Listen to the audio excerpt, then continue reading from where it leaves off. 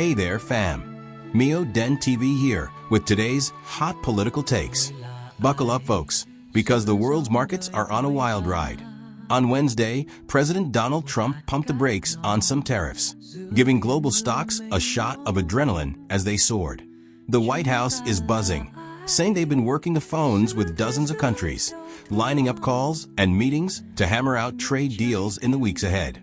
It's a full court press, except for one glaring absence: China. That's right, the world's second largest economy isn't getting so much as a text from Washington. Instead of olive branches, Trump's throwing haymakers, escalating tariffs on China to a jaw-dropping 145% on every single Chinese good hitting U.S. shores. You read that correctly, 145%. Beijing's not sitting idly by either. They retaliated by hiking tariffs on U.S. goods to 84% and, in a calculated jab, slapped restrictions on American movies, choking off Hollywood's exports to China. This isn't just a trade tiff anymore. It's a full-blown economic war between the planet's two biggest powerhouses, and both sides are daring the other to blink first. Here's where it gets spicy. Two senior White House officials spilled to CNN that Trump's team is holding firm. They won't be the ones to reach out. Trump's got his heels dug in, telling his advisors that China needs to make the first move. Why? The White House sees Beijing as the one escalating this mess with their retaliatory tariffs. For roughly 2 months, Trump's crew has been crystal clear with Chinese officials. President Xi Jinping needs to request a call with Trump himself, but Beijing's stonewalling. 3 sources familiar with the back and forth say Xi's team has repeatedly shot down the idea of a leader-level call. One big reason Trump's advisors suspect is that Xi doesn't want to look like he's groveling by picking up the phone first. It's a classic game of pride and power. Now, Trump's no stranger to big bets. He's pitching a blockbuster deal with China, one that'd ramp up U.S. exports, slam the brakes on fentanyl flowing into the States, and maybe even reshape TikTok for American users. At a White House event Wednesday, he sounded downright cocky. China wants to make a deal. They just don't know how quite to go about it. You know, it's one of those things, they're proud people. Sounds like he's ready to pop champagne, but the reality's messier. Behind closed doors, communications a train wreck. Sure, lower-level officials are keeping lines open, but the top dogs, Trump and Xi, aren't talking. Unofficial channels, like backroom intermediaries, have been a bust, according to 3 sources briefed on the situation. The result? A high-stakes game of economic chicken with no clear endgame. And the costs are piling up. Here's a big snag. China's obsession with protocol clashes hard with Trump's shoot-from-the-hip style. Some current and former officials say Beijing wants to prep Xi for any call to avoid surprises, while Trump's team thrives on spontaneity.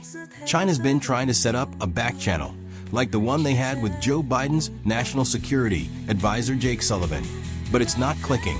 Trump's people don't trust China's foreign minister Wang Yi, arguing he's not close enough to Xi's inner circle to deliver. They've even floated specific names of Chinese officials they'd rather deal with. But Beijing's holding firm, sources say. Things got messier when China's readout of a call between Wang Yi and Secretary of State Marco Rubio earlier this year raised eyebrows. Rubio later called BS, saying Beijing's version of the conversation, claiming he was warned not to overstep, wasn't accurate. That didn't happen, Rubio quipped. At least not on the call, or maybe their interpreter didn't want to interpret that way. Ouch. While China's ambassador to the U.S. has brokered some talks, the lack of a direct, high-level pipeline is gumming up efforts to get Trump and Xi on the phone. A call the White House insists is crucial. Still, Trump's team says they're open to starting talks below the leader level if it leads somewhere. National Economic Council Director Kevin Hassett doubled down on CNBC Thursday, saying Trump will decide when talks with Xi kick off. But for now, the ball's squarely in Beijing's court. At least, that's Washington's take. China sees it differently. On Thursday, a Chinese Commerce Ministry spokesperson laid it out. The door to talks is open, but dialogue must be conducted on the basis of mutual respect and equality. If the U.S. chooses confrontation, China will respond in kind. Pressure, threats, and blackmail are not the right ways to deal with China. In other words, they're not bowing to Trump's playbook. To turn up the heat, the White House is cozying up to Japan, South Korea, and Vietnam, hoping to box Beijing into a corner, according to a senior official. Meanwhile, some U.S. insiders aren't ruling out a surprise channel to prep a Trumpy call, but former officials warn it's tricky.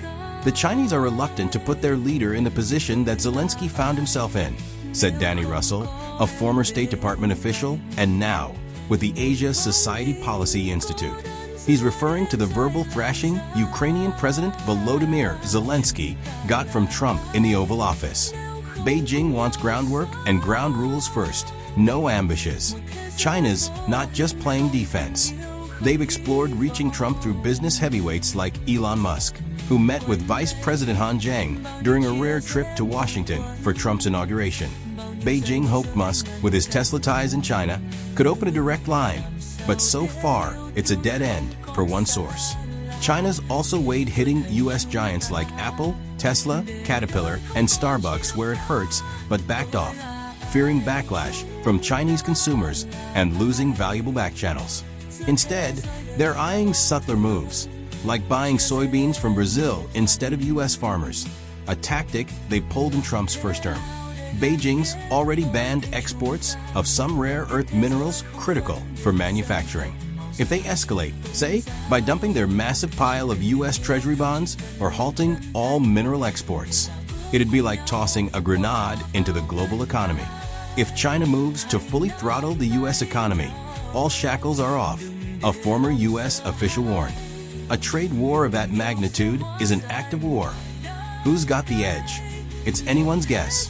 Trump's trade hawk Peter Navarro swears China can't afford to go all in. Others scoff, saying she's authoritarian machine and state-backed economy can absorb more pain than people think. That's absolutely incorrect. One source with ties to both sides said of Navarro's take, "This is going to be mutually assured destruction." Some argue she's got the upper hand, riding a wave of domestic support by framing Trump's tariffs as a tax on China. Xi Jinping is in a much stronger political position, Russell noted, saying he's got room to rally the Chinese people to weather economic hits. Meanwhile, former Trump advisors Matt Pottinger and Liza Tobin call this a messy breakup and a zero-sum contest that'll ripple worldwide. They see the superpowers as evenly matched but chasing different prizes. Trump's focused on trade, while she's eyeing AI, manufacturing, and military muscle for Taiwan. Trump's got regrets, too. Out of office, he stewed over his first-term China deals, griping that weak advisors let Beijing wiggle out of buying promised U.S. goods, like farm products. China blamed COVID, but Trump's not buying it.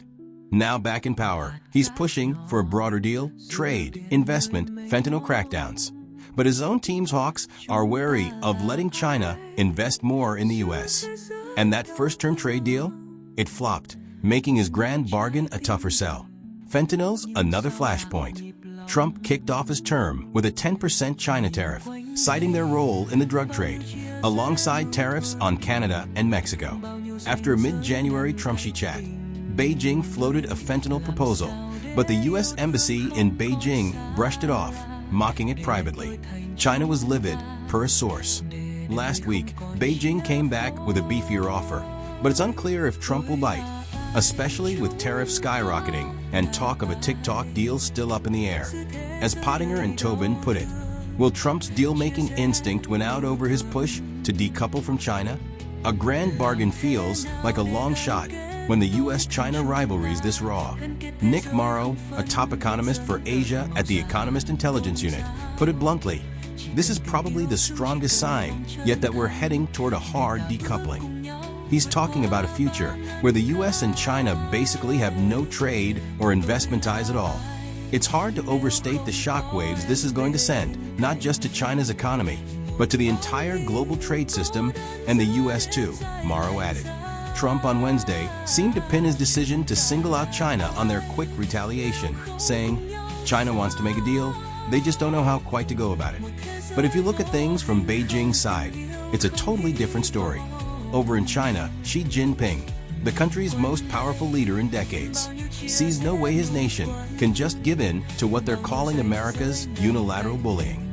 And he's playing to the crowd big time. Beijing's been stirring up some serious nationalism around their counterattacks, part of a game plan they've been quietly working on for over 4 years, ever since Trump's first term. Even though China's been saying they're open to talks, Trump's rapid-fire escalation has convinced them the U.S. isn't serious about negotiating.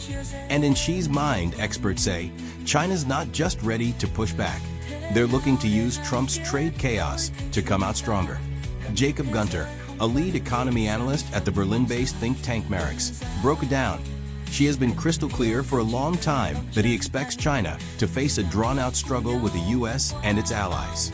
He's been prepping for it, and they've done a ton of groundwork. Gunter added, Xi Jinping has accepted the challenge, and they're ready to fight. This is looking like a full-on war of attrition.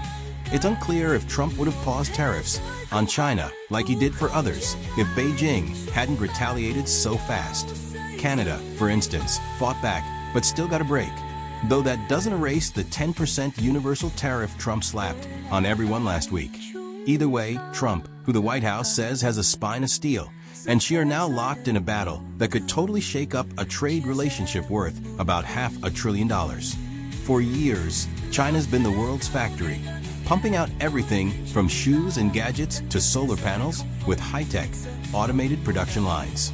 Those factories have fed the demand for cheap goods in the U.S. and globally, but they've also fueled a massive trade deficit and a feeling among some Americans, including Trump, that globalization has gutted U.S. manufacturing jobs.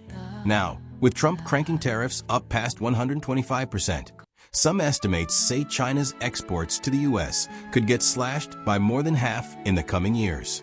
Here's the kicker. A lot of those Chinese goods can't be replaced overnight, so U.S. consumer prices are likely to spike, maybe for years, until new factories pop up elsewhere. J.P. Morgan analysts said on Wednesday that this could hit Americans with what feels like an $860 billion tax hike before replacements kick in. Over in China, tons of suppliers might see their already slim profits vanish, sparking a new wave of factory setups in other countries. Victor Shi, director of the 21st Century China Center at UC San Diego, didn't hold back. We could see millions of people in China lose their jobs and a wave of bankruptcies. He also warned that U.S. exports to China might drop to near zero. But here's the thing, she thinks China can handle that better than U.S. politicians can. Why? Because China's Communist Party leaders don't have to worry about voters or opinion polls. During COVID, they shut down the economy, caused massive unemployment and suffering, no problem, she pointed out. Beijing's pretty confident they can ride this out. A front-page piece in the Communist Party's mouthpiece, People's Daily, said on Monday, "We've been in a trade war with the U.S. for 8 years, so we've got plenty of experience. We're ready with strategies." They're talking about extraordinary efforts to boost domestic consumption, which has been pretty weak, and rolling out other policies to prop up their economy. "Our plans are solid and plentiful," the piece claimed.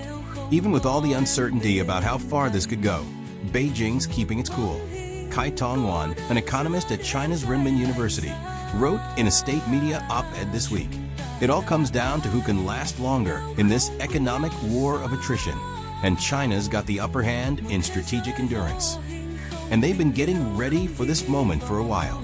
Since Trump's first trade war and his crackdown on Chinese tech giant Huawei, Beijing's been on high alert, knowing their economic rise could hit a wall if they weren't prepared. She noted, "The Chinese government has been gearing up for this for 6 years. They knew it could happen." They've been helping countries diversify supply chains and tackling domestic economic issues. Compared to 2018, China's in a much better spot to handle a bigger trade fight. They've cut their reliance on U.S. exports from about 1/5 to less than 15% and set up major manufacturing hubs in places like Vietnam and Cambodia to dodge higher U.S. tariffs. China's also beefed up its supply chains for rare earths and critical minerals, upgraded its manufacturing with AI and robots, and pushed hard on advanced tech like semiconductors. Since last year, they've been working, though not always successfully, to fix problems like weak consumption and high local government debt. Scott Kennedy from the Center for Strategic and International Studies in the U.S. summed it up. "China's got real weaknesses, but in an all-out fight, they can manage. The U.S. can't single-handedly tank China's economy. as much as Washington hates to admit it. When China says you can't contain them economically, they've got a point. Thanks for sticking with us until the end of this segment. meodentv will keep bringing you the latest on global politics in our upcoming clips. Stay tuned. Cảm ơn các bạn đã lắng nghe. Đừng quên nhấn đăng ký và like để không bỏ lỡ bất kỳ tin tức mới nào. Hãy chia sẻ video này để thông tin được lan tỏa đến nhiều người hơn và để lại bình luận để chúng ta cùng thảo luận. Theo dõi kênh meodentv để cập nhật những tin tức nóng hổi nhất. Cảm ơn các bạn một lần nữa.